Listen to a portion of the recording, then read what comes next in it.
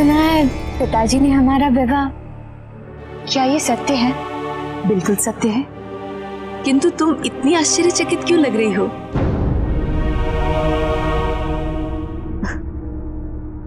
हर माता पिता के लिए ये अति महत्वपूर्ण निर्णय है। किंतु इतने शीघ्र ये सब कुछ करने की क्या आवश्यकता थी? हाँ माँ, रेवती दीदी भी अभी बहुत दुखी है और वो कह रही थी कि वो भी विवाह नहीं करना चाहती, वो भी तैयार नहीं है इस विवाह के लिए। हाँ माँ, पिताजी ने बताया नहीं है कि वो हमारा विवाह निश्चित कर रहे हैं, क्योंकि उन्हें भय था कि कहीं तुम भी उनके निर्णय को अस्वीकार ना करो, बिल्कुल अपने भाइयों की तरह।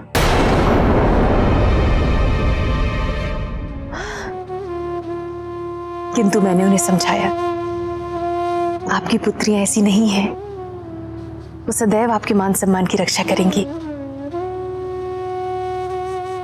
वो कभी ऐसा कुछ नहीं करेंगी जिससे आपकी प्रतिष्ठा को हानि पहुंचे।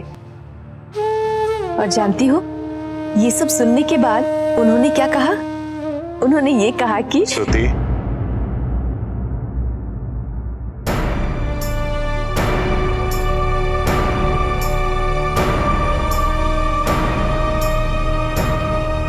अंतिम निर्णय मैं अपनी पुत्रियों पर छोड़ता हूं।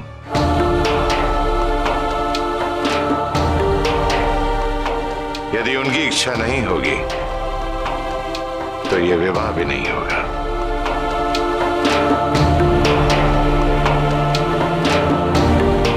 यदि आपने हमारे लिए कोई निर्णय लिया है तो वो अवश्य ही हमारे हित में होगा।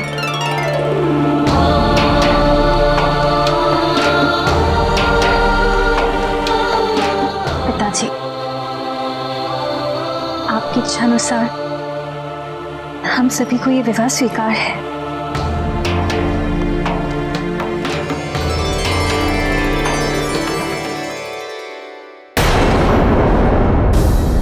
अपने पद की स्थिरता को बनाए रखने और उसके महत्व को बढ़ाने का एक षड्यंत्र है। दक्ष और भी शक्तिशाली बनना चाहता है, इसीलिए वो सभी दक्ष कन्याओं का विवाह महत्वपूर्ण व प्रभावशाली व्यक्तियों के साथ कर रहा है। अर्थात दक्ष सुनिश्चित कर रहे हैं कि प्रजापति के पद पर आपकी नियुक्ति की कोई संभावना न रहे। जब तक मैं हूं तब तक संभावना भी रहेगी। मुझे तो केवल उस उचित क्षण की प्रतीक्षा है जहां मैं अपनी चाल चल सकूं। एक ही बार में सब कुछ हत्या लूंगा।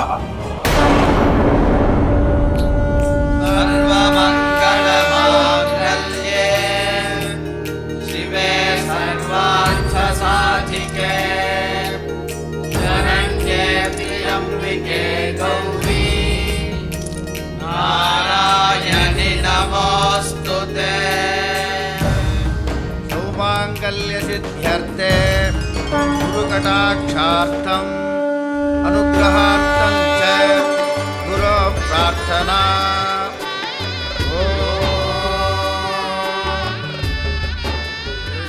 ध्वजाय विद्महे ऋणिहस्ताय धीमहि तन्नो गुरुः प्रचोदयात्।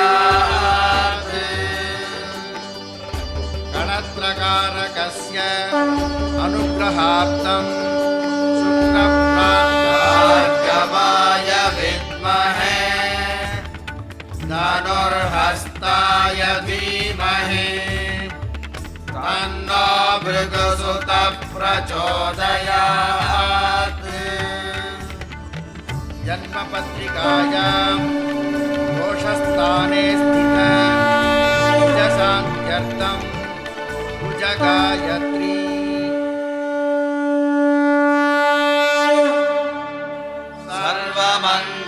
सर्वमंगलमांगल्ये शिवे सर्वार्थसाधिके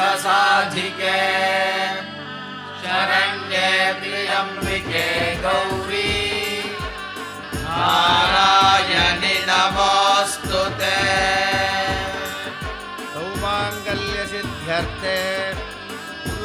किसने सोचा था कि ये क्षण इतनी शीघ्र आ जाएगा। अभी अभी तो सारे पुत्र छोड़कर गए हैं और अब सारी पुत्रियां। सब नहीं, अर्थात स्वामी विवाह के उपरांत हमारे कुछ जमाता हमारे साथ रहेंगे। हमने भृगु ऋषि और कश्यप ऋषि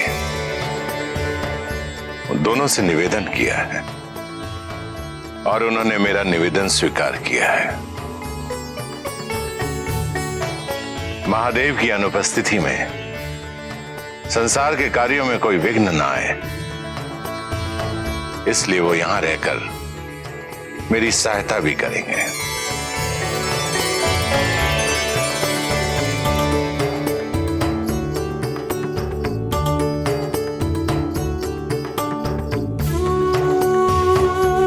सौभाग्यवती भव।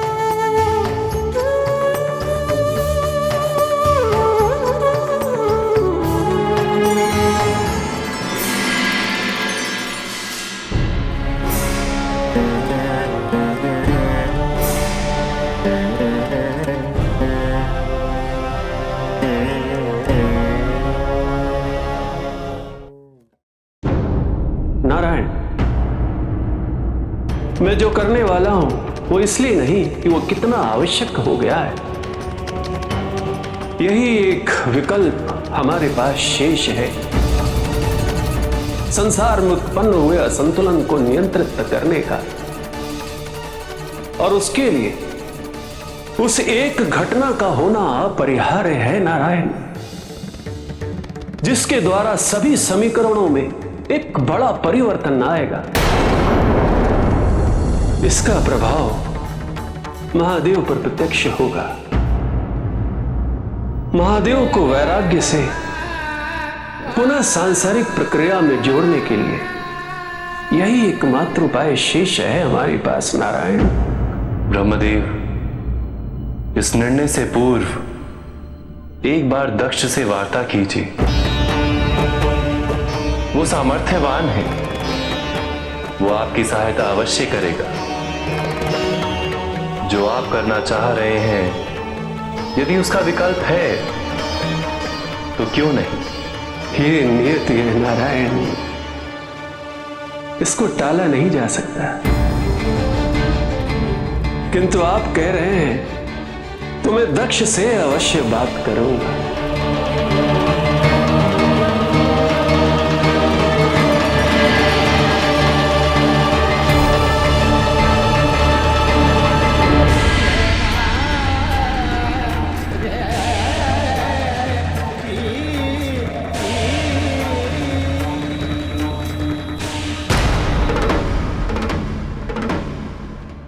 प्रणाम पिताजी। तुम्हारा कल्याण हो पुत्र। आपने मुझे उपस्थित होने का आदेश दिया। हाँ पुत्र, एक अत्यंत महत्वपूर्ण विषय पर वार्ता करने के। आप मेरे कार्य से असंतुष्ट तो नहीं है पिताजी? नहीं पुत्र,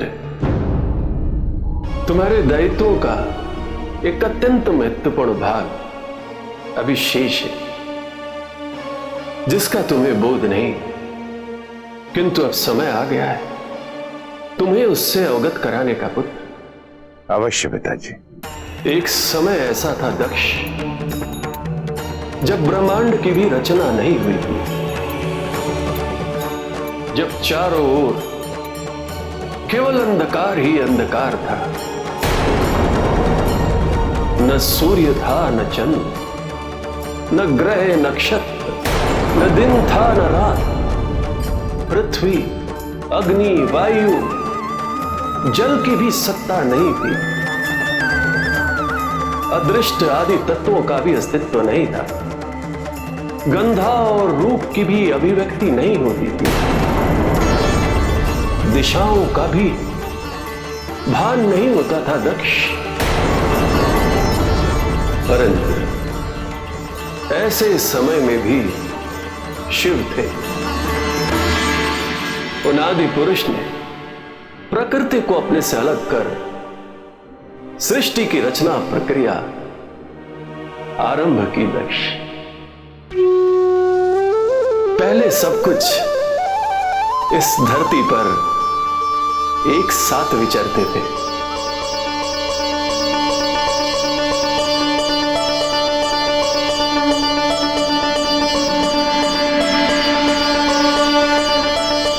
किंतु आदि शक्ति शिव शरीर से अलग होते ही शिवत्व के ज्ञान से विरक्त हो गई। उनकी इस विरक्ति से महादेव के मन में हाहाकार उत्पन्न हो गया और महादेव भी विरक्त हो गए।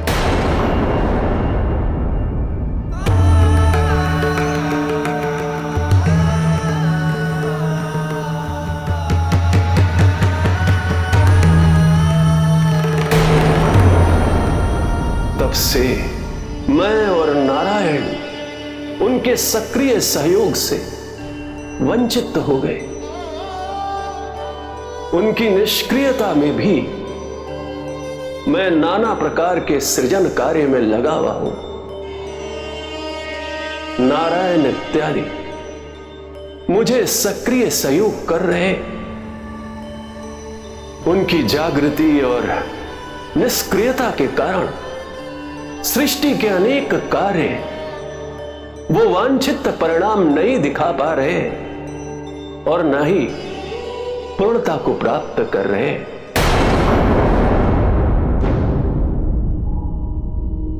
दक्ष, मैं तुम्हें एक दायित्व सौंपता हूं कि तुम शिव और शक्ति के मिलन का माध्यम बनो।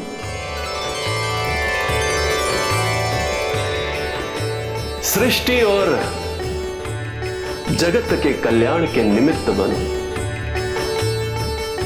इसी में तुम्हारा मंगल है और संसार का भी मंगल है।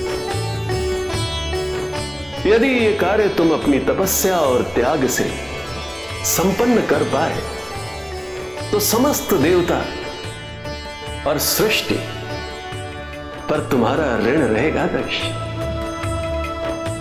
और इस कार्य के माध्यम से तुम्हारा मेरा मानस पुत्र होना सार्थक हो और इसी में तुम्हारे जीवन की सफलता निहित है। पिताजी, इस पूरे प्रसंग में मैं त्रिदेव की किस प्रकार सहायता कर सकता हूं, आदेश दें। आदि शक्ति की तपस्या करो और उनसे पृथ्वी पर अवतरित होने का निवेदन करो। महादेव से पुनः मिलन हेतु।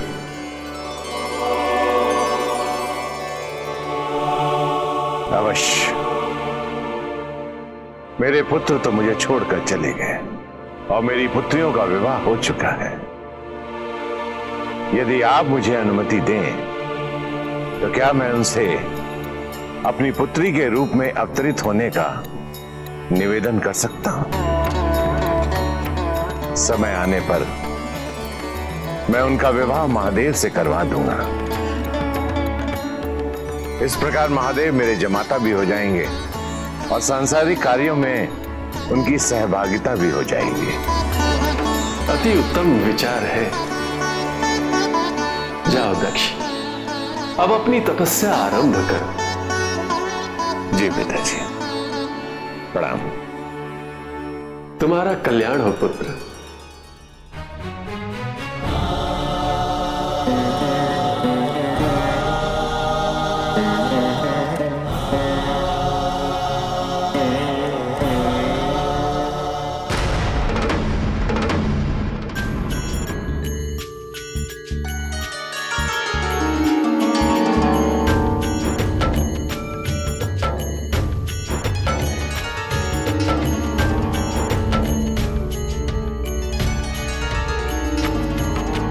विवर्णा चञ्चला कृष्णा दीर्घा च मलिनाम्बरा विमुक्त कुन्तला रुक्षा विधवा च विरलद्विजा काकध्वजरतारूढा विलम्बित पयोधरा शूर्पहस्तधिरोक्षाक्षी भूतहस्तवरान्विता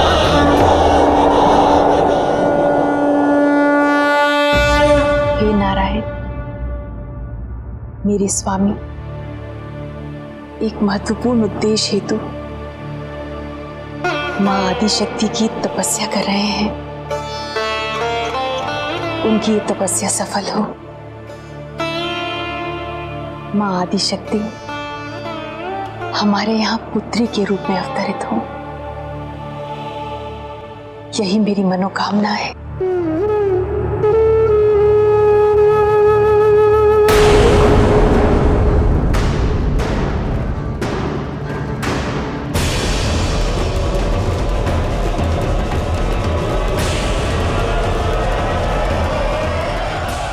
नारायण, दक्ष कब से तपस्या में है, किंतु आदिशक्ति अभी तक प्रसन्न नहीं हुई है। अब और प्रतीक्षा करना उचित नहीं है। अब मेरे पास केवल एक ही विकल्प है जिस पर हमने विचार किया था नारायण। ब्रह्मदेव, इस पर महादेव की क्या प्रतिक्रिया होगी, इसका अनुमान लगाना किसी के लिए संभव नहीं। कहीं शीघ्रता का विपरीत परिणाम हुआ तो? नारायण, परिणाम के प्रति मैं उत्तरदायी रहूंगा, किंतु अब और प्रतीक्षा करना उचित नहीं है नारायण। महादेव की व्यग्रता बढ़ती जा रही है, उनके अंदर बहुत अकुलाहट है। अब और विलंब नहीं करना चाहिए, समय आ चुका है। धैर्य रखना उचित होगा ब्रह्मदेव। ये सही है कि दक्ष की तपस्या को सफल होने में समय लग रहा है,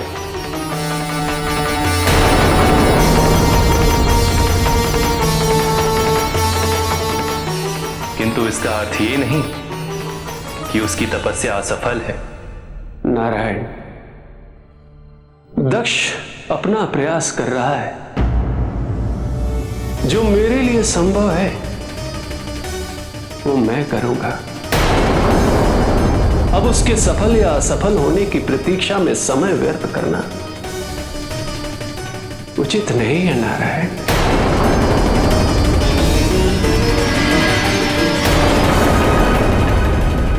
ब्रह्मदेव, शीघ्रता में आप जो कार्य करने जा रहे हैं उसका परिणाम आपके मुख्य उद्देश्य के विरुद्ध होगा। विलंब और होगा, कठिनाइयां और बढ़ेंगी।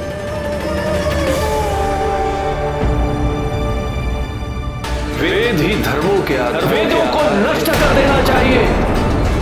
वेद ही संस्कृति के पोषक है, वेद ही देवताओं के प्राण है। वेदों को नष्ट कर देना चाहिए।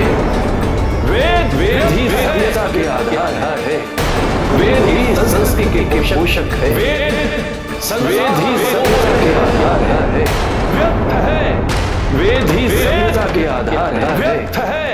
वेद संसार पर बोझ है।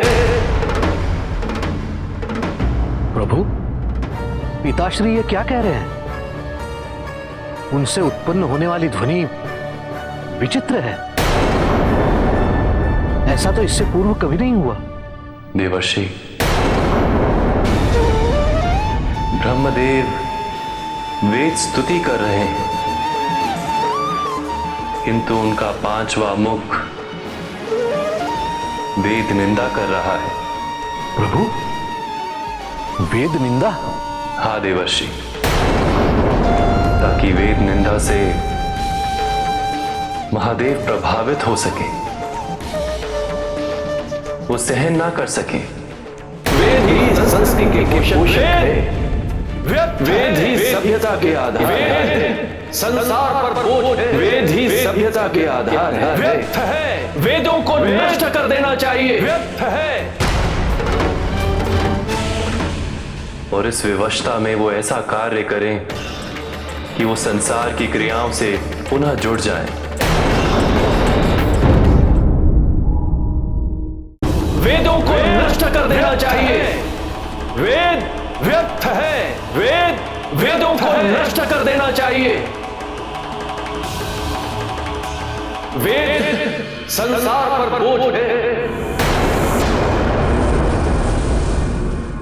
वेदों के होने का कोई औचित्य नहीं। वेदों को नष्ट कर देना चाहिए।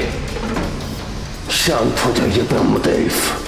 वेदों को नष्ट कर देना चाहिए। वेदों की निंदा कर रहे मुख को रोकना होगा। वेद ही देवताओं की तरह है।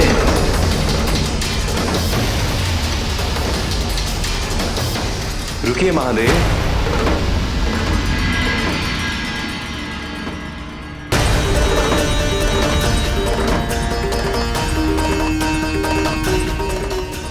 आपको संसार की क्रियाओं से पुनः संबद्ध होना है। जो ज्ञान आपके भीतर है वो बाहर निकलने के लिए आतुर है।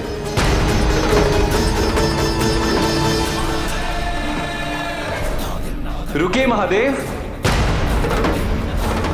वेद व्यर्थ है। वेद व्यर्थ है। वेदों को नष्ट कर देना चाहिए। वेद व्यर्थ है। वेदों को नष्ट कर देना चाहिए। वेद व्यर्थ है।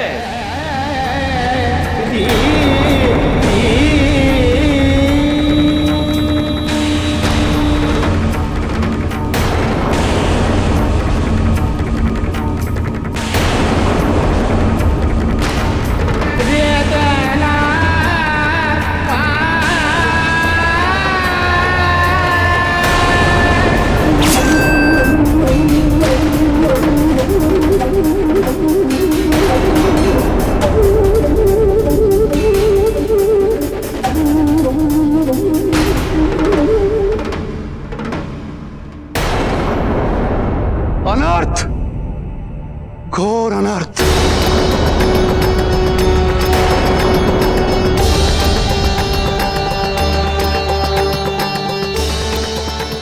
महादेव ने ब्रह्मदेव का 5वां शीश काट दिया।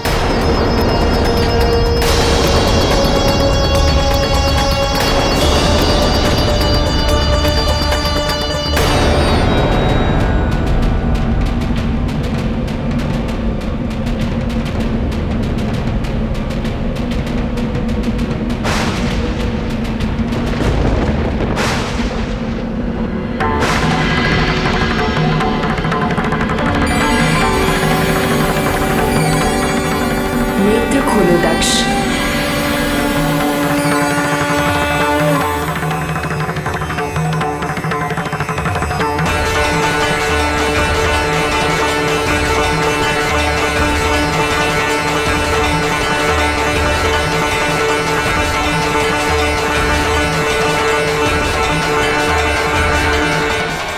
हे अम्बे, हे अंबिका,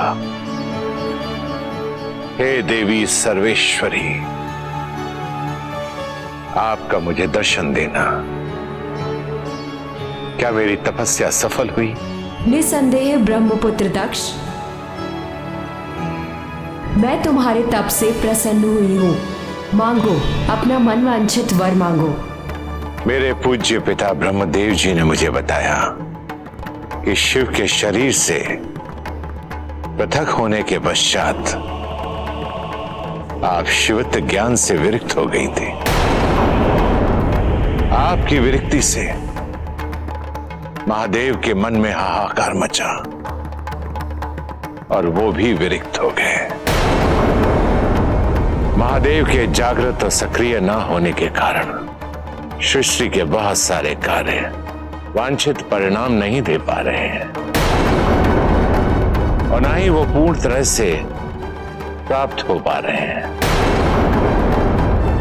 इसलिए मैं आपसे विनती करता हूं कि आप धरती पर पुनः अवतरित हो, महादेव से मिलन हेतु, ताकि वह सांसारिक कार्यों से पुनः जुड़ सके। मैं आपसे विनती करता हूं मां कि आप मेरे यहां पुत्री के रूप में जन्म लेकर मेरी पत्नी और मुझे धन्य करें। समय आने पर मैं आपका विवाह महादेव से करवाऊंगा। मैं तुम्हें वरदान देती हूं दक्ष, मैं तुम्हारी पुत्री के रूप में जन्म अवश्य लूंगी, किंतु स्मरण रहे यदि कभी तुमने मेरा निरादर किया, मेरा अपमान किया, तो मैं उसी क्षण तुम्हारा परित्याग कर दूंगी।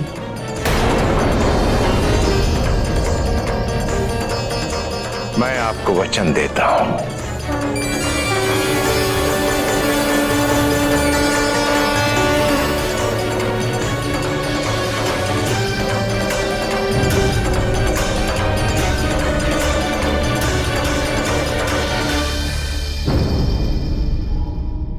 ब्रह्मदेव ने जब वेद निंदा आरंभ की, मुझे तभी आभास हो गया था कि कोई अनर्थ होने वाला है। हमें प्रजापति दक्ष को सूचित करना चाहिए, ऐसे समय पर जब वो एक पुत्री के जन्म की प्रतीक्षा कर रहे हैं। किंतु यह समाचार भी उनके लिए कम महत्वपूर्ण नहीं है ऋषि भृगु। इसका संबंध उनके पिता से है और महादेव से भी। निसंदेह यदि इसका संबंध महादेव से नहीं होता तो हमें प्रजापति को सूचित करने से पूर्व पर विचार अवश्य करना होता। किंतु महादेव ने शीश काटा है, इसलिए प्रजापति समझ सकेंगे कि जो हुआ वो अकारण नहीं हुआ।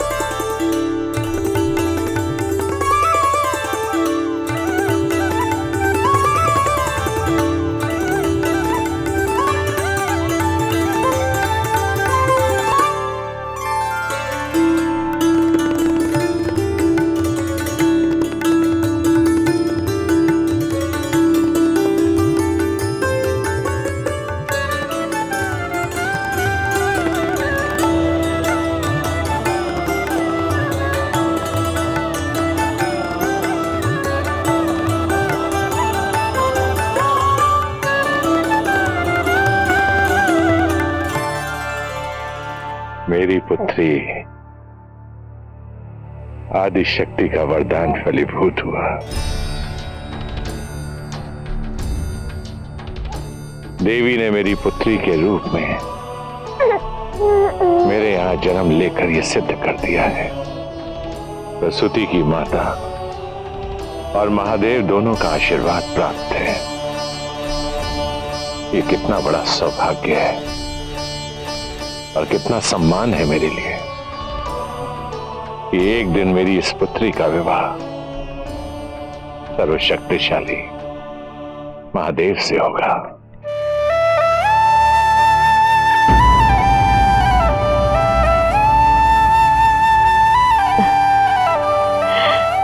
स्वामी, विवाह से पूर्व अपनी पुत्री का नाम तो सोच लीजिए।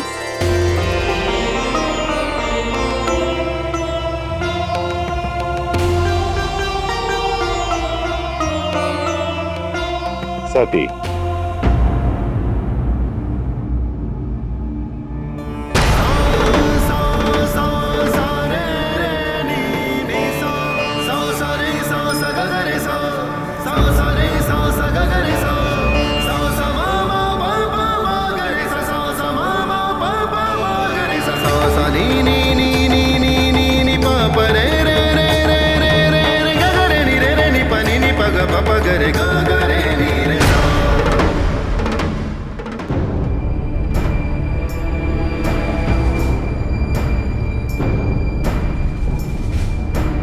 प्रजापति दक्ष,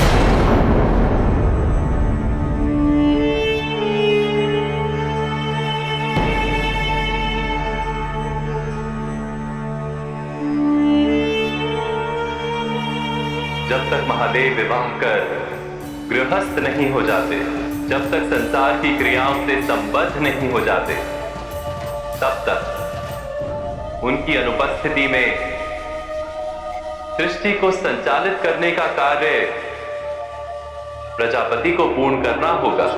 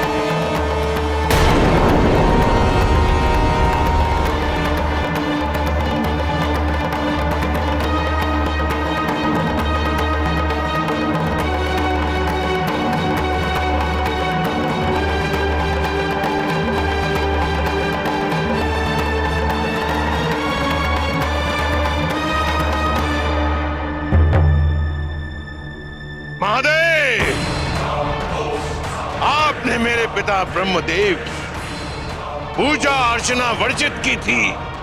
उस समय मुझे ऐसा लगा था कि कहीं ना कहीं मेरे पिता की भूल, परंतु आज ज्ञात हुआ है कि वो मेरे पिता की भूल नहीं थी, आपका अहंकार था।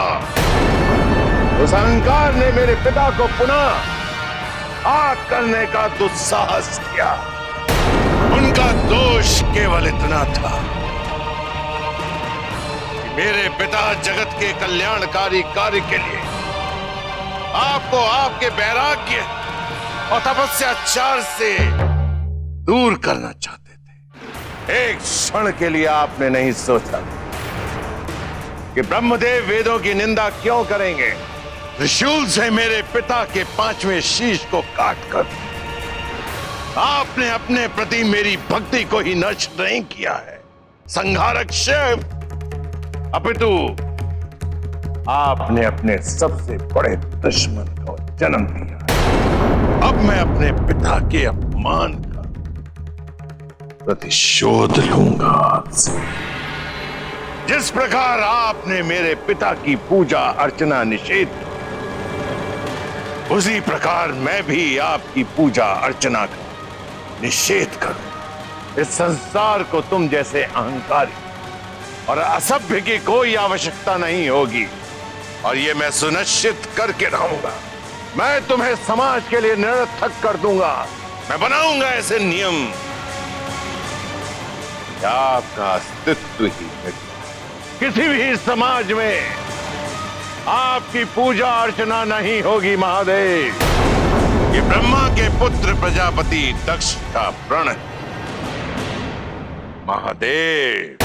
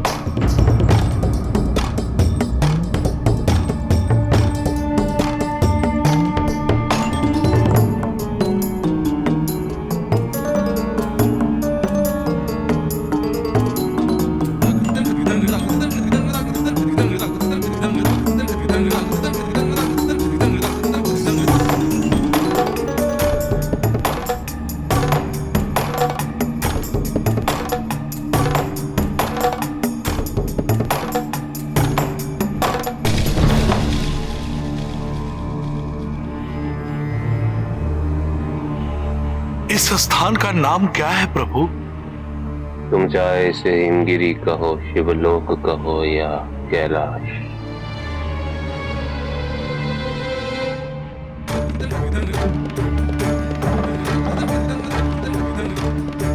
अब यही मेरी साधना, मेरे तपश्चर्य और मेरे वैराग्य की फल।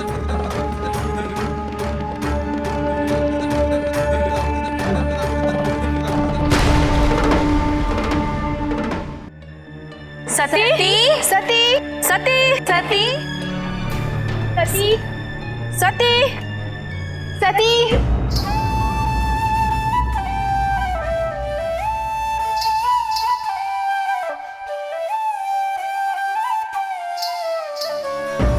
सती सती सती। ख्याति, तुम्हें उसका हाथ नहीं छोड़ना चाहिए था। किंतु मां, वो स्वयं ही फूल चुनना चाहती थी। तो मुझे लगा कि वो यही कहीं होगी। किंतु तुम्हें दृष्टि रखनी चाहिए थी कि वो क्या कर रही है, कहाँ जा रही है। सती सती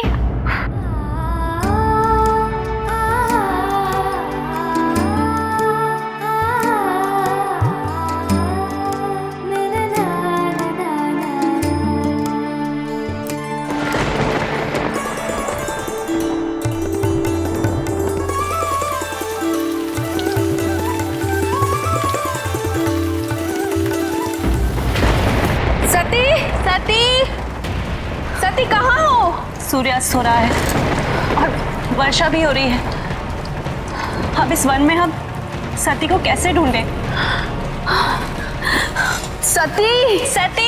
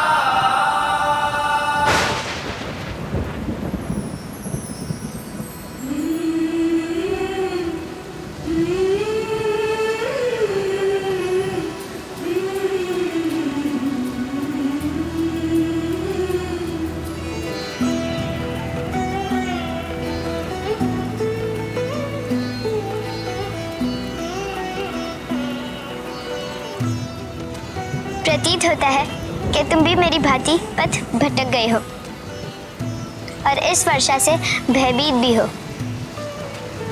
पिताजी कहते हैं कि व्यक्ति को निर्भीक होना चाहिए। चिंता मत करो, मैं हूं ना। मैं तुम्हें कुछ देती हूँ जिससे तुम्हारा भय दूर हो जाएगा।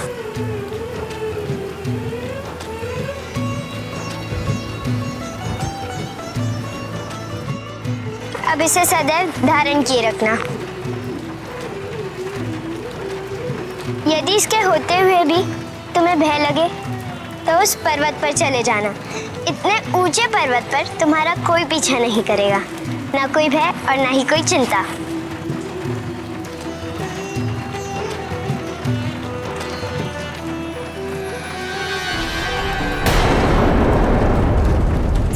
सती, पूरी जाओ, उस पर्वत पर जाओ।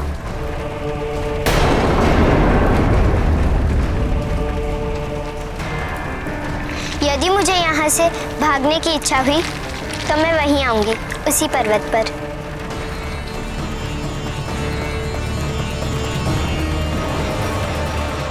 सती,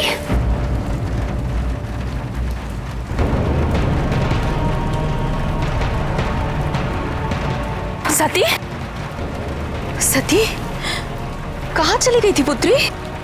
क्षमा कीजिए, मैं भटक गई थी।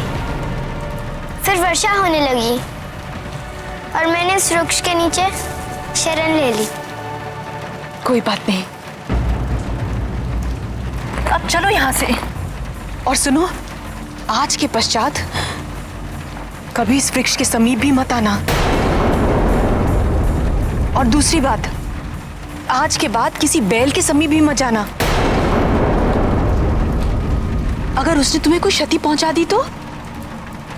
चलो चलो चलो, वर्षा हो रही है, आओ आओ।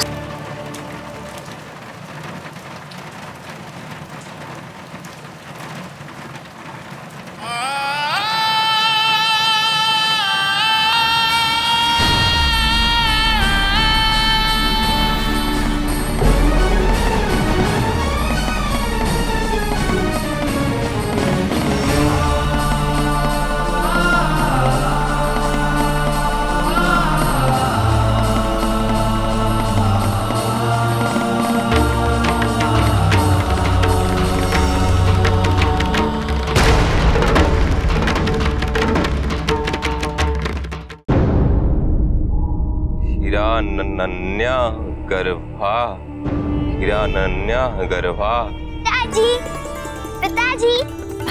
सती, सती, सती। पुत्री, ये भीग के कहाँ से आ रही हो पुत्री? वन से, वहाँ वर्षा हो रही थी।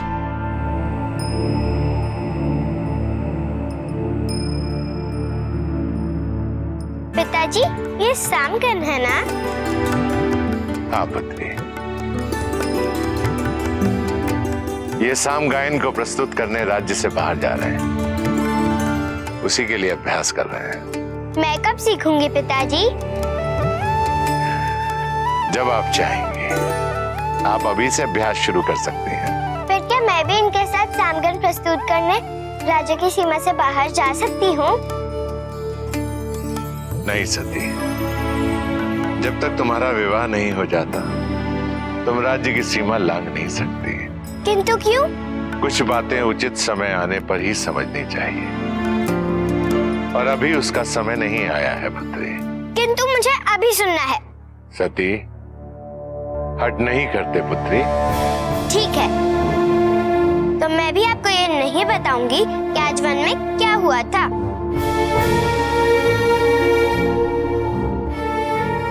सती, बताइए ना कि वन में क्या हुआ। सती, वन में क्या हुआ था?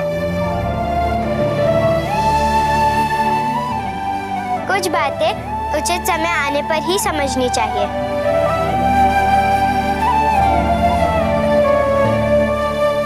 और अभी उसका समय नहीं आया है।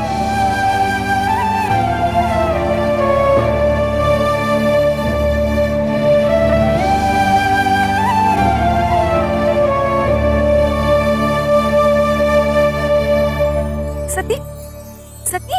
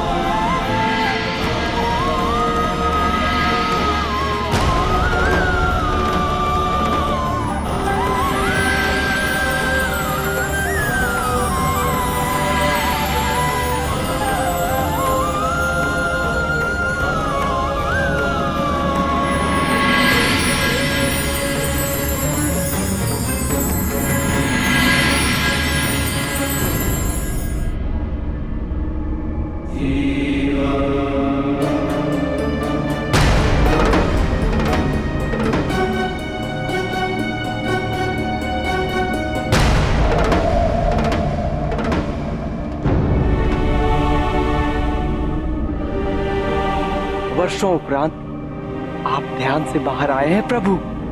मेरा एक भक्त है जो कई वर्षों से प्रतीक्षा कर रहा है बाहर, और उसे अंदर आने के लिए मेरी स्वीकृति चाहिए। अत्यंत हठी है, वो स्वयं नहीं आए, मुझे ही उसे लाना होगा।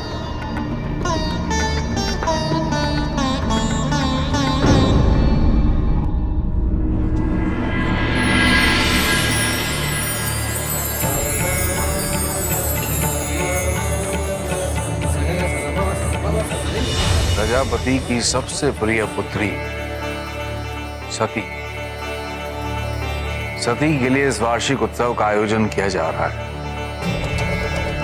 और ये हमारा सौभाग्य है कि हमें इस सभा में आमंत्रित किया गया है।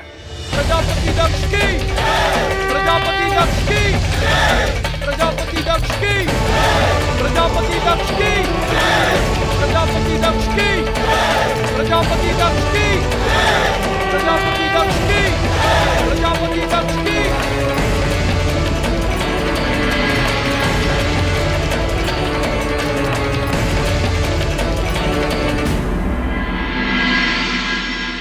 सभी पुत्रियां कहाँ हैं? सभी प्रतीक्षा कर रहे हैं सती के प्रथम वसंत ऋतु की उद्घोषणा की। आपको इसका महत्व पता है? स्वामी, सती तो पुष्प चुनने गई है और उसने मुझसे कहा था कि आपसे अनुमति लेकर गई है।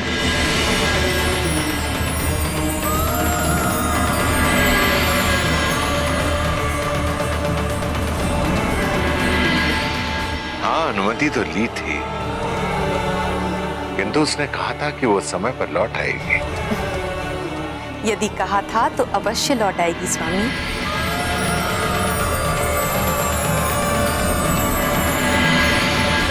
आप ही की पुत्री है, समय के महत्व को भली भांति जानती है।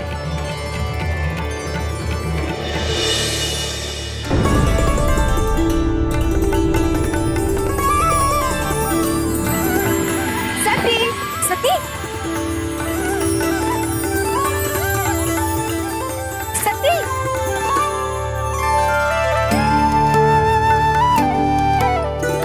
इतनी शीघ्रता से भागी क्यों तुम? हम तो तुम्हें पकड़ ही नहीं पाए। क्योंकि मैंने पिताजी को वचन दिया है कि मैं समय पर आऊंगी। किंतु पुष्प एकत्रित करने की आवश्यकता ही क्या थी? श्रृंगार के लिए।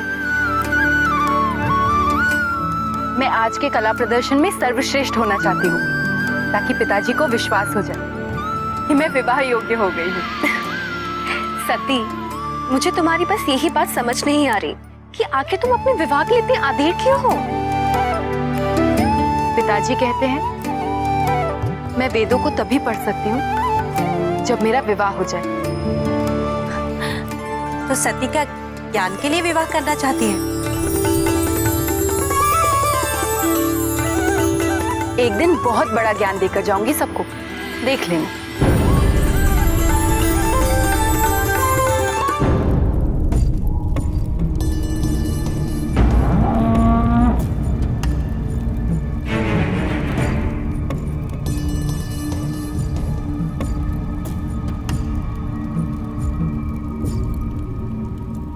नंदी,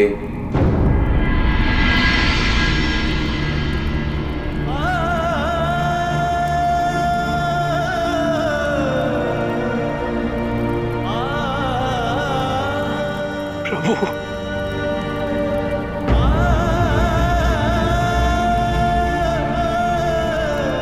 उठो नंदी।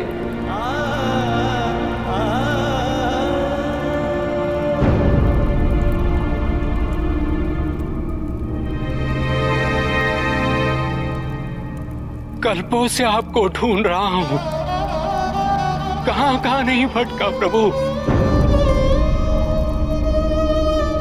आपको पाने में मैंने इतनी देर कर दी।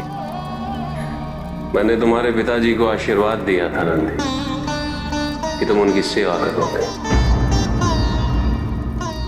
क्या नंदी, अपने धर्म की पूर्ति कराओ। उन्हीं के अनुमति और आशीर्वाद से मैं आपके पास लौटा हूं प्रभु।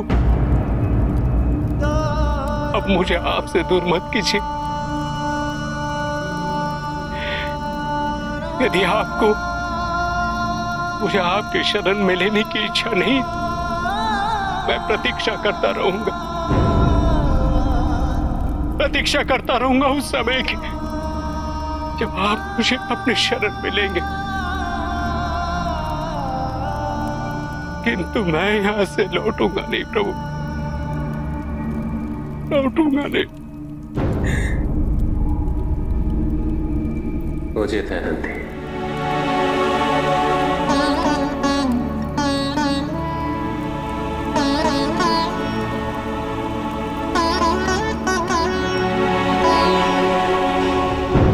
ब्रह्मापुत्र प्रजापति दक्ष एवं स्वयंभू मनुपुत्री प्रसूति की पुत्री सती के लिए इस विशेष महोत्सव का आयोजन किया है।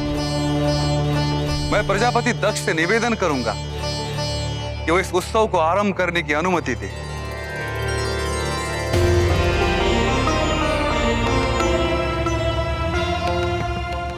वसंत ऋतु का उत्सव आरंभ हो।